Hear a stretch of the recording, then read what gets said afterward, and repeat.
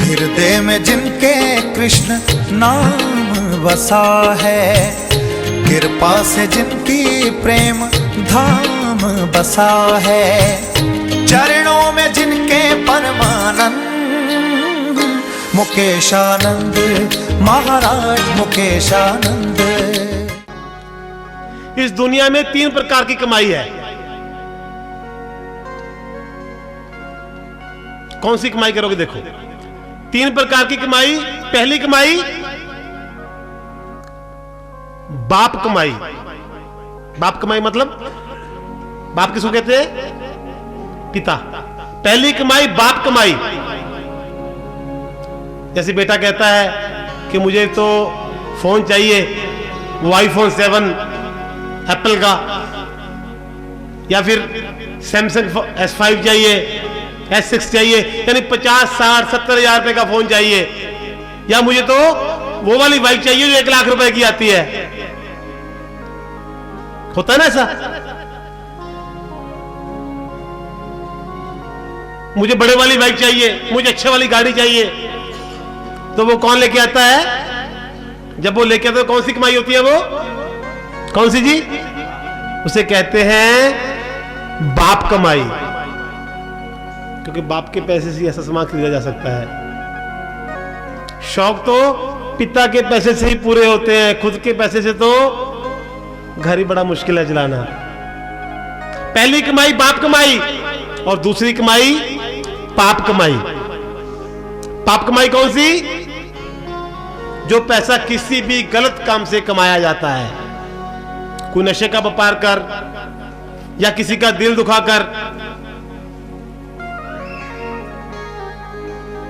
किसी प्रकार का 2 नंबर का पैसा, उसे कहते हैं पाप कमाई। और पाप का कमाया हुआ पैसा पाप के काम में ही चला जाता है। अक्सर आपने देखा होगा कि पाप का कमाया हुआ पैसा टिक नहीं पाता, फजूल खर्ची होती है, व्यर्थ। आपने देखा है शादियों में कितना व्यर्थ खर्च होता है। सोचो आजकल शादियों में कुछ खर्चा ऐसा होता है जो ना लड़की वालों के काम आता है और ना लड़के वालों के, किसी काम नहीं आता। कौन सा? जरूरत से ज्यादा डेकोरेशन, ये ऑर्केस्ट्रा पार्टी, बहुत से ऐसे खर्चे हैं जो ना लड़की वालों के और ना लड़के वाले दोनों के काम नहीं आते। कहां जाते हैं वो? कुछ खर्चे तो इस प्रकार के जो किसी के काम भी नहीं आते। चलो ऑर्केस्ट्रा पार्टी वाले गा के जाएंगे, लेके जाएंगे, उनके काम तो आगे ना। कुछ डेकोरेशन के पैसे इस प्रकार के लगते हैं जो किसी के काम भी नहीं आते। मैं ये नहीं कहता कि शादियों में डेकोरेशन ना करवाओ, करवाओ, ऑर्केस्ट्रा भी बुलाओ, लेकिन जरूरत से ज्यादा पैसा खर्च करना समझदारी नहीं है। शादियों में पैसा खर्च करोगे, जरूरत से ज्यादा पैसा खर्च करोगे, तो एक बात याद रखना, रिश्तेदार खुश होंगे। जितने भी लोग आएंगे उनको अच्छा लगेगा। रिश्तेदार खुश होंगे सिर्फ 1 दिन के लिए। रिश्तेदार खुश होंगे सिर्फ 1 दिन के लिए। उसमें इसी में से कुछ पैसा किसी गरीब की हेल्प के लिए या फिर किसी धर्म के काम पर लगाओगे तो आपके बच्चे खुश होंगे, वो भी सदा के लिए। रिश्तेदार खुश हुए सिर्फ 1 दिन के लिए।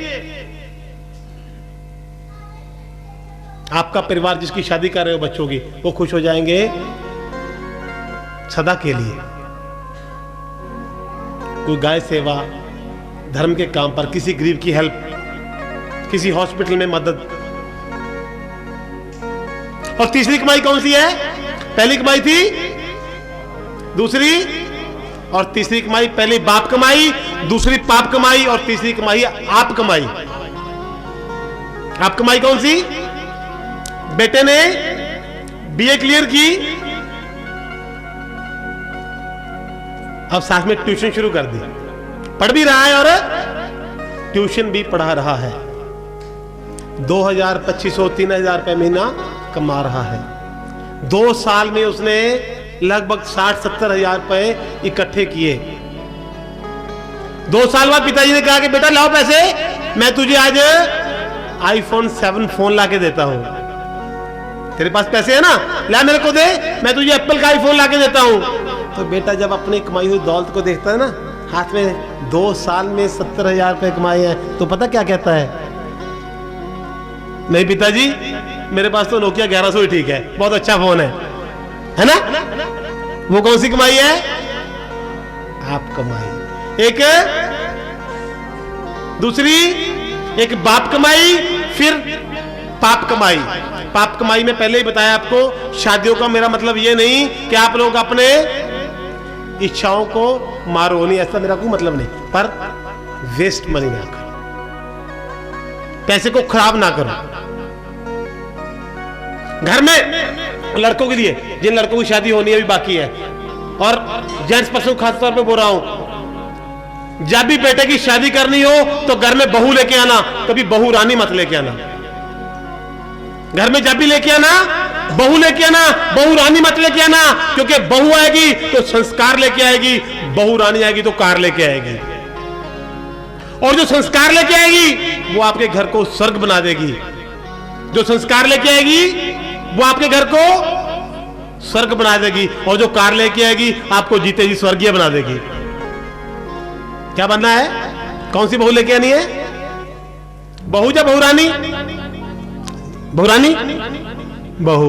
स्वर्गीय कौन होना चाहता है? मरने के बाद जाके लिखा जाएगा स्वर्गीय।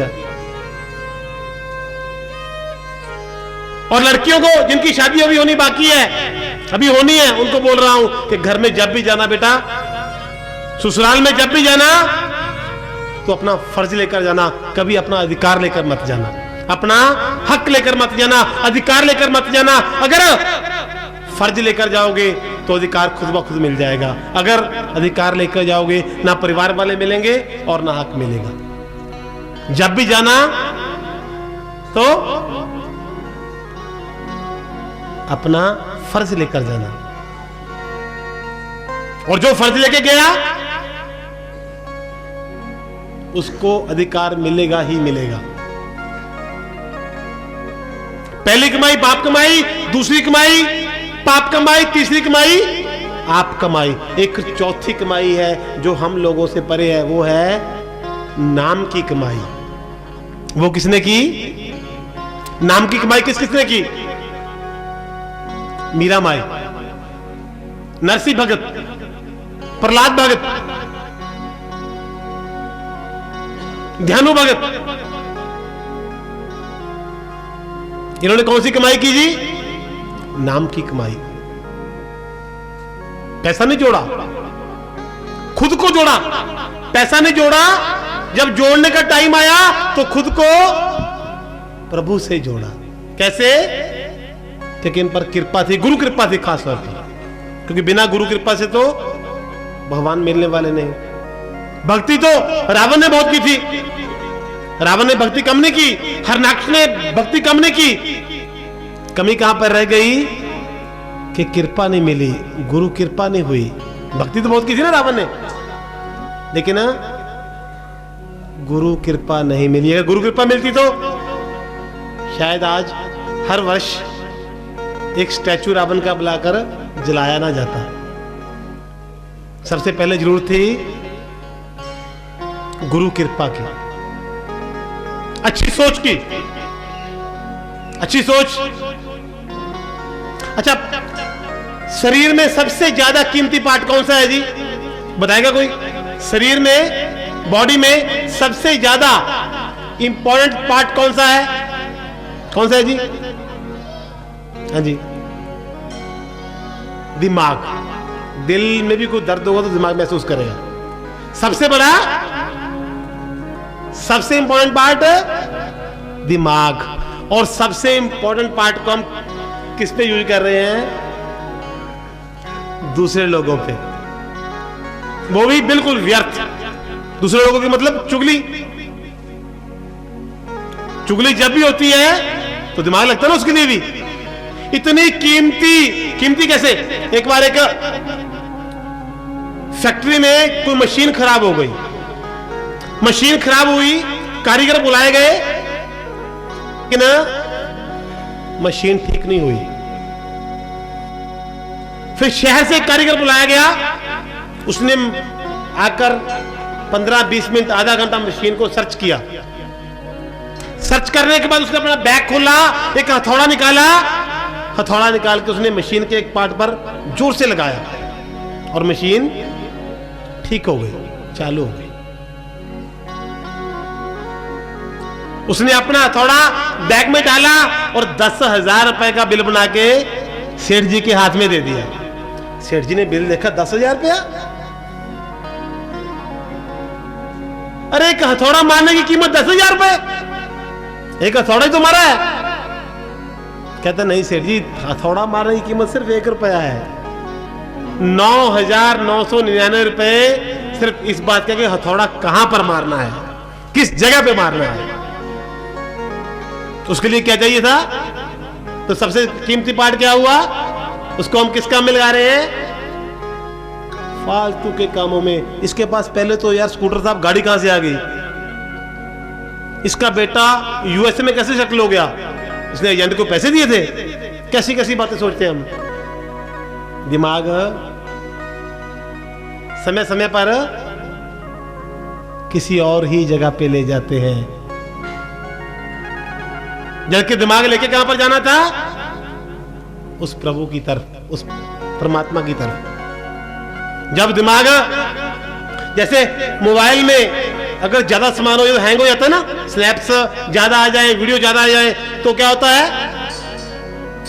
हैंग हो जाता है ना। फिर हम क्या करते हैं? उसको, उसमें से कुछ डिलीट करते हैं। और लेकिन हमारे दिमाग में अब इतना कुछ भरा हुआ है कि ये पूरी तरह से हैंग हो चुका है। फिर दिमाग हैंग होता है, फिर किसी ना किसी नशे का सहारा लेते हैं लोग,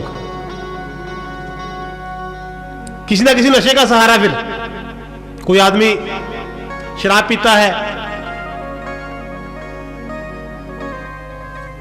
कोई नशा करता है, सिगरेट पीता है, जबकि उसको पता है कि सिगरेट नहीं पीनी चाहिए, शराब नहीं पीनी चाहिए, फिर भी पीता है।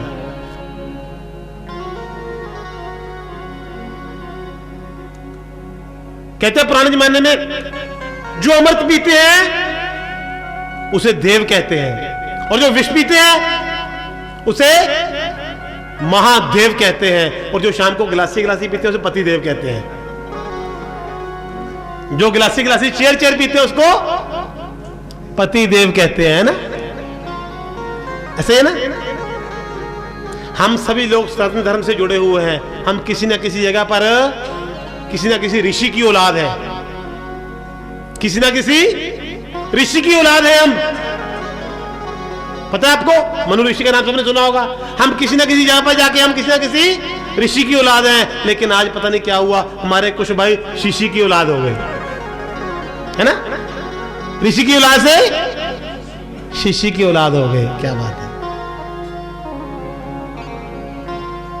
एक बार एक बुढ़िया एक पटकी में कुछ बेच रही थी, साथ में कुछ प्याले रखे हुए थे, कुछ प्याली साथ में रखी हुई थी। वहां से महान कवि कालिदास जी गुजर रहे थे।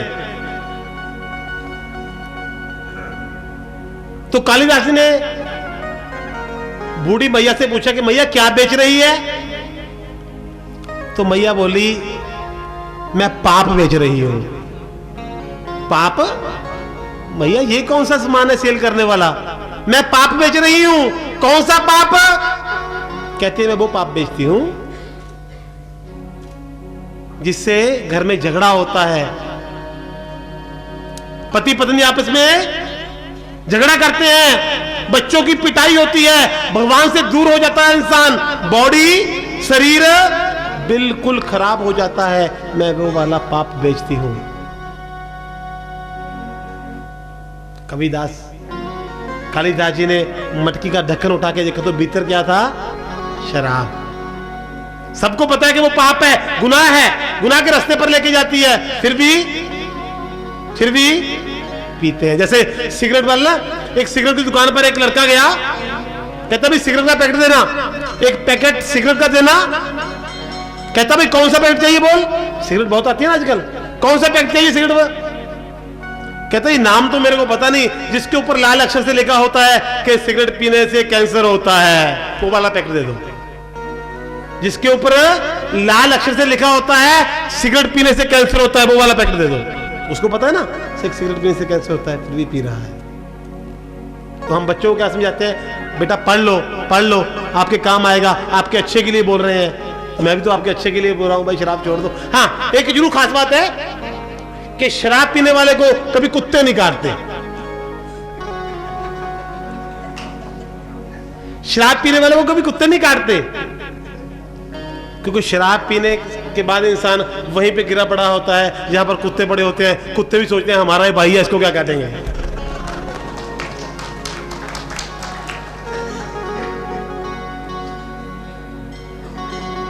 कोई शराब पीता है आप में से? बोलो, कोई पीता है शराब? जो पीता होगा वो भी हाथ नहीं खड़ा करेगा। अच्छा ये बताओ, किसने इस दरबार में आके शराब छोड़ी है? गुड, 1 2 3। और वाह वाह वाह वाह, क्या बात है जी। जिसने शराब इस दरबार में आके छोड़ी है, एक बार फिर से हाथ खड़ा करो। गुड, इन सब के लिए तालियां।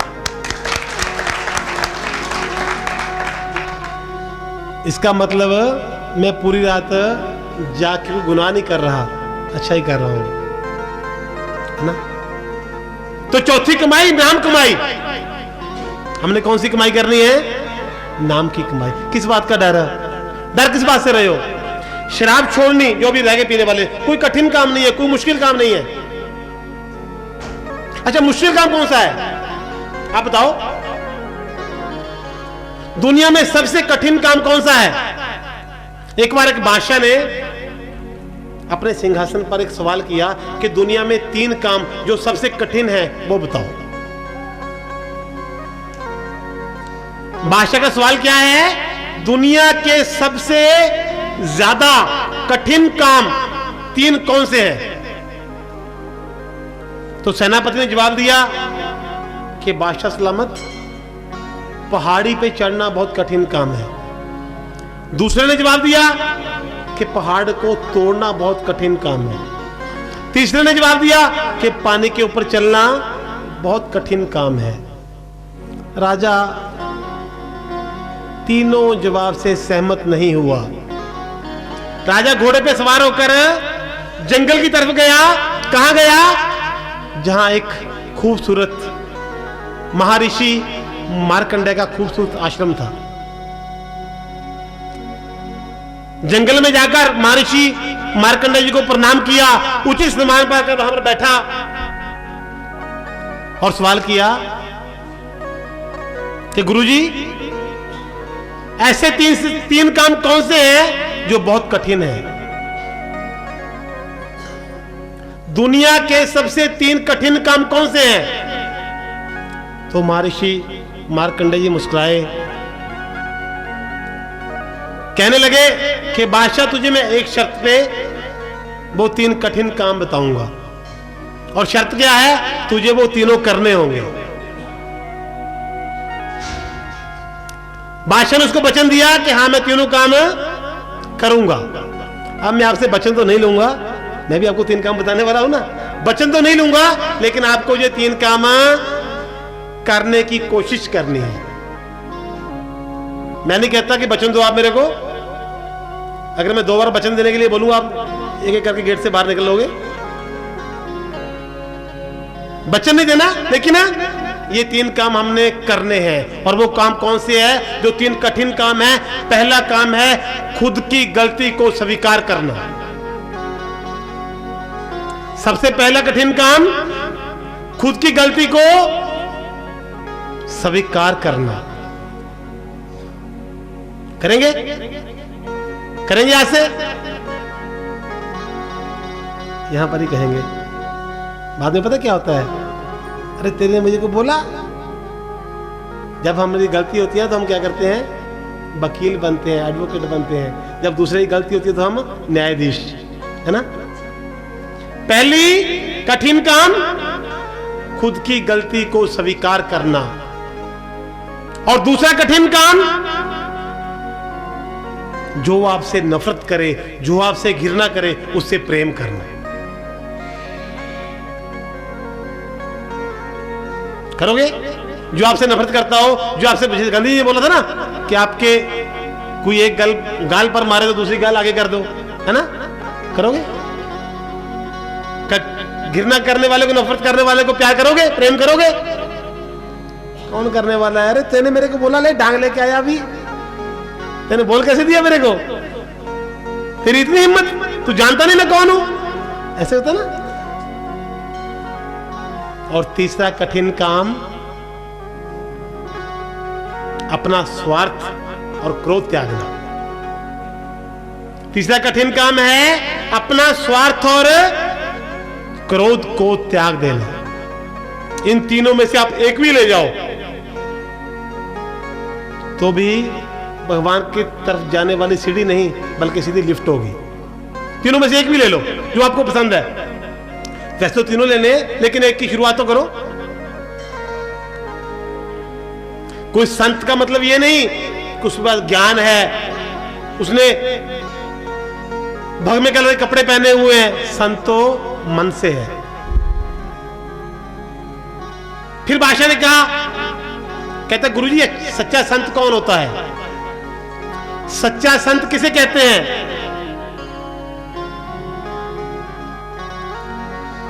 इस सवाल को सुनकर महर्षि मार्कंडेय जी के ऋषि भी पास, शिष्य भी पास में आ गए। शिष्य ने पूछा कि सच्चा संत कौन होता है? तो महर्षि मार्कंडेय फिर मुस्कुराए, कहने लगे कि कल्पना करो, एक शिष्य को बोले कल्पना करो कि हम दोनों किसी जंगल में जा रहे हैं, नगर की तरफ। बरसात हो रही है, सर्दी बहुत है, हमारे कपड़े पूरी तरह से भीग चुके हैं, कीचड़ भी ऊपर आ गया। हम किसी नगर में पहुंचे, ठंडी बहुत लग रही है। नगर में जाकर हमने किसी घर का, एक ही घर नजर आया, उसका दरवाजा खटखटाया, दरवाजा खोला। जैसे दरवाजा खुला, सामने से एक लड़का आया, एक इंसान आया। हमने उसको बोला, भाई हम लोग आज एक रात आपके पास रुकना चाहते हैं, हमें एक रात की शरण दीजिए। उस लड़के ने ऐसे ही दरवाजा बंद कर दिया। कहां कहां से चले आते हैं भीख मंगे। हमारे पास और कोई साधन है ही नहीं। हमने फिर से दरवाजा खटखटाया। जैसे ही दरवाजा खुला, उसने हमें एक से एक बढ़कर अपशब्द बोलने शुरू किए, गालियां निकालनी शुरू कर दी, और दरवाजा फिर से बंद। साधन फिर भी कोई नहीं है, जाए तो जाए, कहां ठंड से मर जाएंगे। फिर तीसरी बार दरवाजा खटखटाया। अब तो मौत ही हो चुकी थी। बड़ी सी डांग लेकर वो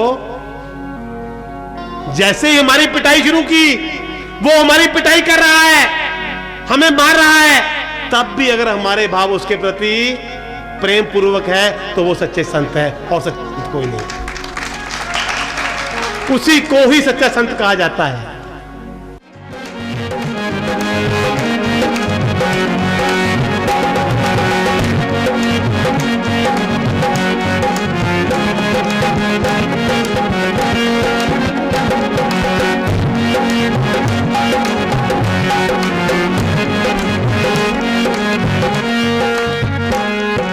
सावरे से मिलने का सत्संग ही सावरे से मिलने का सत्संग बहाना है। सावरे से मिलने का सत्संग ही बहाना है। सावरे से मिलने का सत्संग ही बहाना है। चलो सत्संग में चले, हम हरि गुण गाना है। चलो सत्संग में चले, हमें हरि गुण गाना है। सावरे से मिलने का सत्संग ही बहाना है। सावरे से मिलने का सत्संग ही बहाना है।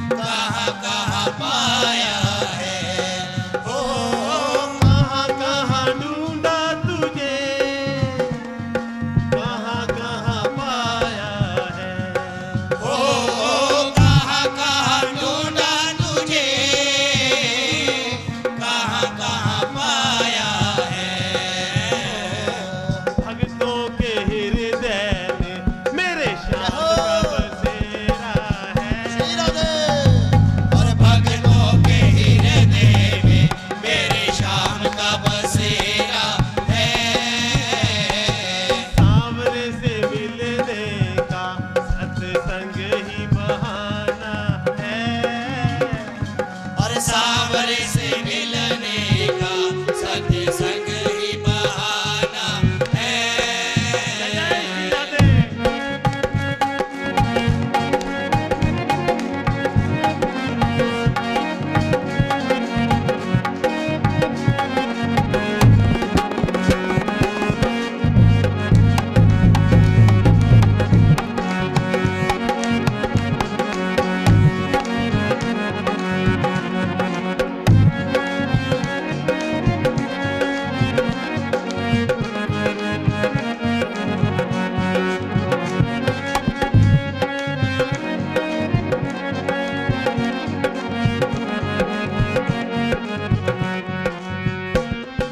राधा ने पाया तुझे, मीरा ने पाया है। ओ राधा ने पाया तुझे, मीरा ने पाया है। ओ राधा ने पाया तुझे, मीरा ने पाया है। ओ राधा ने पाया तुझे, मीरा ने पाया है। मैंने तुझे पा ही लिया, मेरे दिल में ठिकाना है। मैंने तुझे पा ही लिया, मेरे दिल में ठिकाना है। सावरे से मिलने का सत्संग ही बहाना है। सावरे से मिलने का सत्संग ही बहाना है।